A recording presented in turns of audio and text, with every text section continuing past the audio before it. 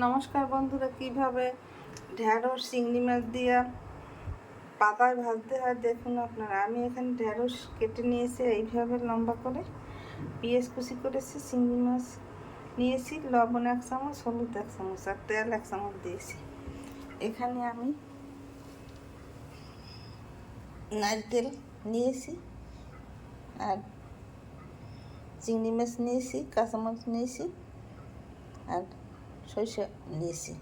এই বেটে একসাথে করে মধ্যে দিয়ে দেব। 2 মিনিট পর ফিরে এসেছি। এখন নারকেল চিংড়ি মাছ সব পেঁয়াজ দিয়ে বেটে নিয়েছি, আর এটাকে মেখে পাতার আকার এই পাতা দিয়েছি খোলার উপর। এখন এটা দিয়ে ভাজা দেবো আর একটু জল দিয়ে দিতে হবে। আমি 2 মিনিট পর ফিরে এসছি। 2 মিনিট পর ফিরে এসলাম, পাতা দিয়ে দিয়েছি মেখে, চুলা ধরিয়ে দিলাম, ঢাকনা দিয়ে ঢেকে দিলাম। 2 মিনিট পর ফিরে এসছি। 2 মিনিট পর ফিরে আসছি।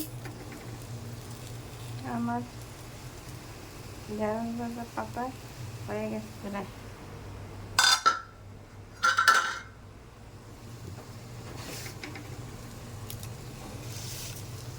একটু ঘুরিয়ে দিলেই হয়ে যাবে, জলটা টানলেই উঠিয়ে নেব।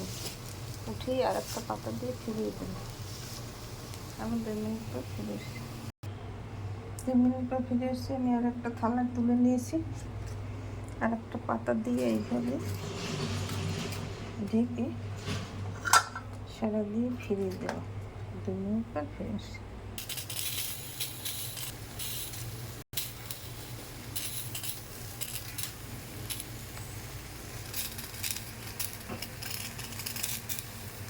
দু মিনিট পর ফিরে আসছি, ফিরিয়ে দিয়েছি। এখন একটু 1 চামচ তেল দিয়ে দিতে হবে, ফিরিয়ে দিয়ে।